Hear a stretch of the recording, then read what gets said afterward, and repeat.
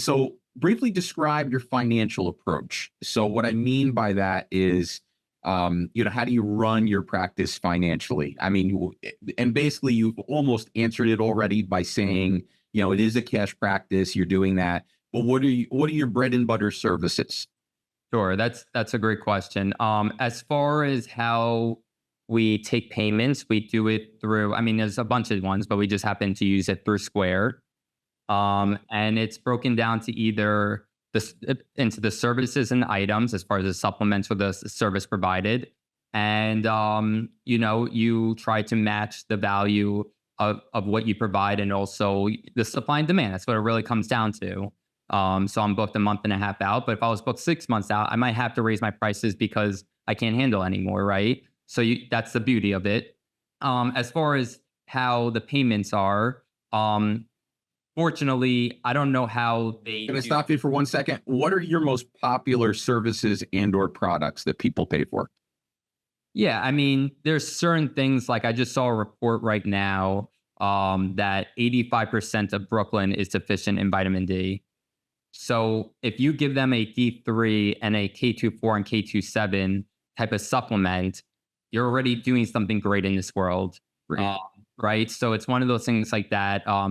I go a lot more into functional supplementation, functional health series with it. So, I have patients who with certain mental health conditions and stuff like that. And you can really play with the neurotransmitters of dopamine and serotonin, melatonin, and tryptophan. And you can really help with the cascades with SAMe and P5P. So you can really get sophisticated with it. But one of the best ways of going about it is first getting a blood test done, and then seeing the results and taking it from there. I had a patient with really high mercury levels. So we're doing a collaboration with another practitioner to bring his mercury levels down. And there's certain homeopathics and herbal supplementation tinctures that we can use to detox the mercury out of their body. So stuff like that.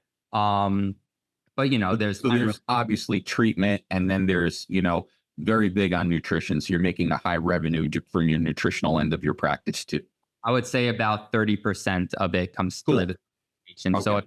I'm just putting it out there. If anyone wants to keep everything the same in their life, and they just increase their supplementation, easily 20 or 30%. And it's not a way to, try to make more money. It actually really alters the blood results and makes them healthier. And a lot of, I had a patient, it wasn't my goal, but they had psoriasis. I'm not treating psoriasis in any respect, but, I gave them some vitamin A emulsion and it decreased by 50%. Now, is that correlation or causation? Honestly, who really cares? Because, they're happier and they're more confident with their skin when they wear a bathing suit this summer. And all I did was have them take 3 vitamin A droplets under their tongue. Like, it's wonderful, wonderful type of service.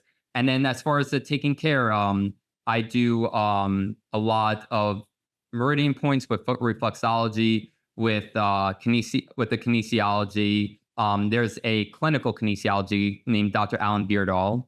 And I've read all his books and took all of the foundation of that as well. He was really ahead of his game before he passed away.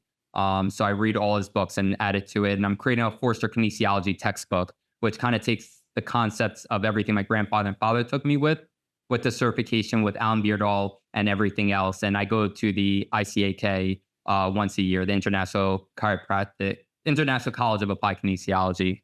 But quickly to touch upon, you mentioned finances. As far as personal finances, I just want to say that many chiropractors are really good at being chiropractors. However, a lot of chiropractors like to wear all their hats. They like to be the marketing man.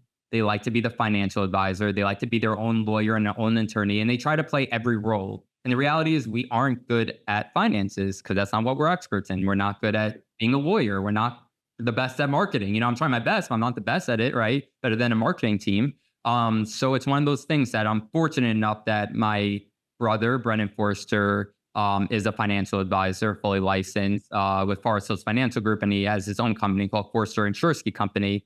And he, from the jump, we built a whole plan of how to allocate every payment to go perfectly directed. So before I get paid, I know what percentage is going to college loans, what percentage is going to my future apartment, what percentage is going to my IRA, to my stocks, to my whole life. And so by the time I actually get my check, I actually get to decide how much I actually want to go into my bank account to spend on my lifestyle. So most chiropractors have all their money come into their bank account, and then they try to emotionally and psychologically decide how they want to delegate all their money. So having a great financial advisor can allow you to figure that all out before the paycheck comes in, have it delegate to everywhere it needs to be. So by the time the money actually ends up in your bank account, you can just enjoy it without having to figure out where I'm supposed to be putting the money. So that's one of those things, like, it's about the who's. It's hiring the right team around you, so you can be the most efficient you can be, to take that stress out of your life. You just parlayed perfectly into my next question, which is who else is on Team Cal? Yes, well, I want to give a big shout out to my brother.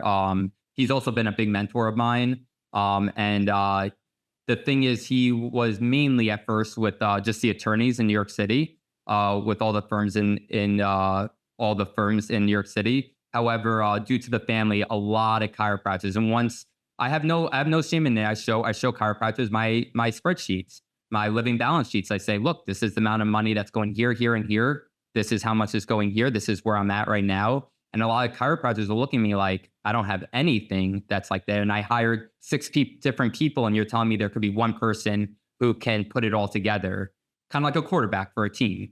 And one of those things is like, it's all about the health, but it's all about the wealth as well.